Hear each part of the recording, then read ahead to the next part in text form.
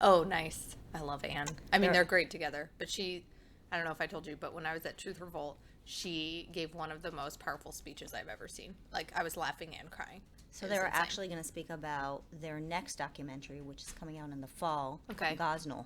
Yeah. So it's going to be really exciting. Get a little preview of what you're going to see in the movie. Yeah. Talk about the book.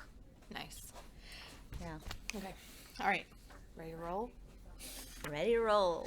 Hi, everyone. This is Elisha Krauss. I'm the Director of Outreach here at PragerU, and we are checking in with you live from the PragerU HQ. And today we have a very special guest, #GirlBoss. Marissa Streit is here with us. She's the CEO of PragerU. Marissa, thanks for joining us today. Thanks for having me. This is going to be a little fun behind-the-scenes kind of stuff because we wanted to talk about you. We love to talk to different members of the staff. I think it's something we're going to be doing more of lately, but especially on this very special Day Without Women. But when we first met, which was almost 2 years ago now, I can't believe that, I had no idea where your accent was from. So I don't know if the audience has picked up on it yet, but can you share a little bit about your heritage and your personal story? Sure. So my accent is a bit of a mutt. I speak Hebrew, I speak French. My father is Australian, so I grew up hearing this kind of funky English. Yeah. But obviously, I grew up in Los Angeles, and when I was in my teens, my parents moved to Israel.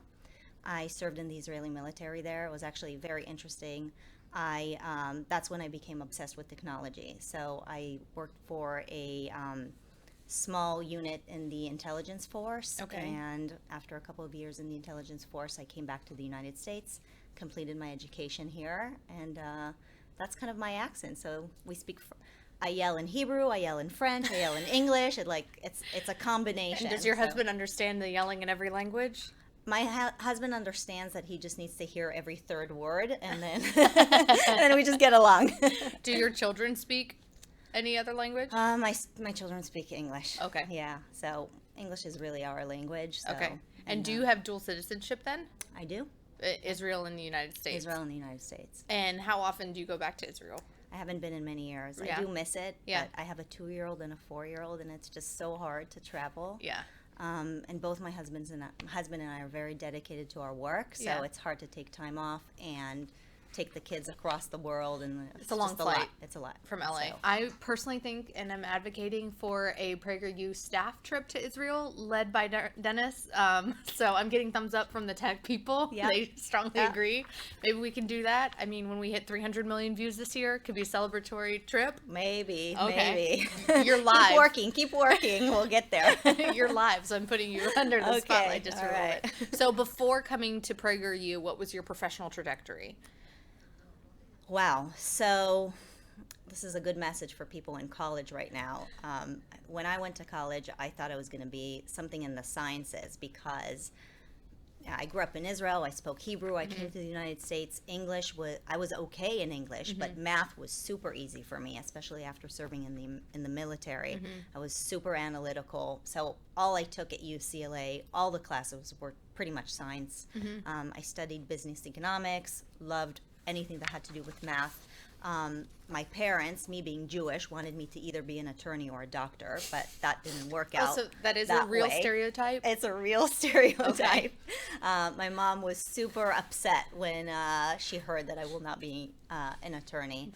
I just really wanted to do something I was passionate about, and also felt like it's important that I do something unique and different. I didn't want to do what everybody else was doing. So I actually went into education.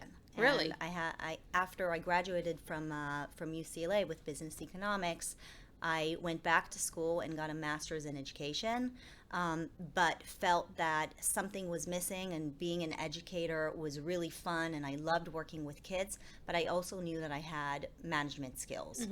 So I enrolled in a program that was really for educators who wanted to become principals, and it was essentially a master's in nonprofit management. Okay. So when I graduated, I had kind of a dual master's, nonprofit management and education, which kind of led me towards this kind of interesting career path, because now I run something that is somewhat of a technology, nonprofit media company, but we're obviously very focused on education. So it was this perfect combination of my background in technology, what I did in the Army, my just obsession with technology and just using everything that technology gives us, and education, obviously, that I studied, and then nonprofit management. So when I was offered the position a few years later, as a potential CEO of PragerU, it was just kind of this amazing combo of everything I love to do.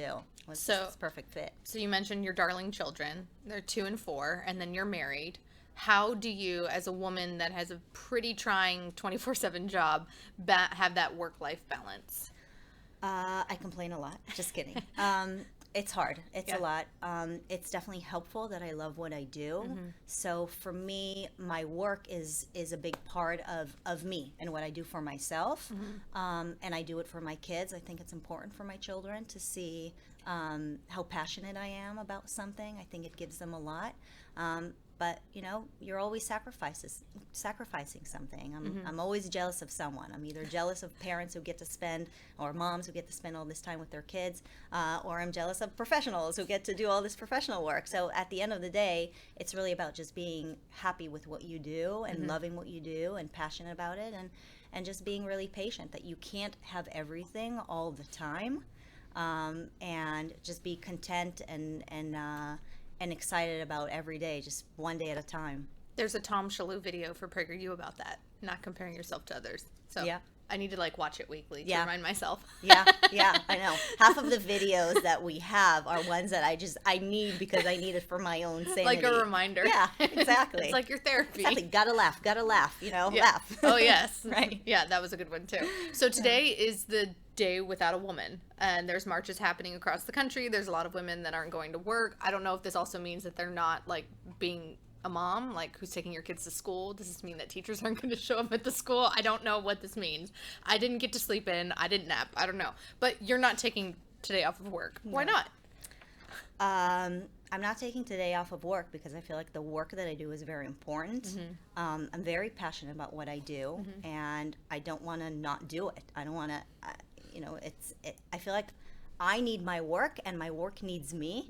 Why would I not come into work today? I mean, what I do is very important to me and to the many people around me. So I'd like to set an example that there's no reason for me not to work today. So, and that in fact kind of puts you on equal with men.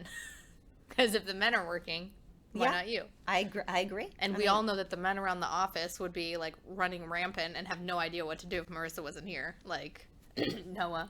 Anyway, so I think, everybody is important, right? Everybody's important in the workforce. Yep. Women, men, people of all colors, of all genders, of all everything. Everybody's important, right? A day without, but we can't just keep striking every day because just to prove that everybody's important, right? Yeah. So, men, please don't take the day off. We really need you here.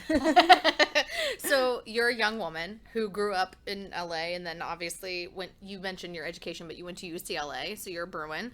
How did you resist, I guess, kind of the prevailing narrative that Dennis often talks about on liberal college campuses of this war on women and the gender wage gap?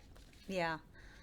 I think forever, and this is something I probably got from my mom, being a victim has never been attractive to me. I'm not attracted to being weak and being a victim. I've always kind of preferred being strong, looking at myself as somebody who's capable, who is somebody who can achieve things. And taking on a victimhood mentality was never something that I kind of wanted to associate myself with. So the whole concept of trying to I'm also Jewish, right? And my mother is from Morocco, so technically she's from Africa. There are all kinds of reasons why I could consider myself a victim, but I just find it to be completely unattractive and very unhelpful. I think it's much more attractive and much more helpful when you see yourself as somebody who is, when you focus on what your capabilities are and how successful you can be. There's no reason for you to focus on all the reasons why you may not be successful, and that's pretty much what has guided me my whole life. I love that message, especially on today. So women, take note, especially young women, because you have a very successful CEO sitting right here next to me. Thank you for tuning into this special Facebook Live. Once again, I'm Elisha Krauss signing out from PragerU HQ.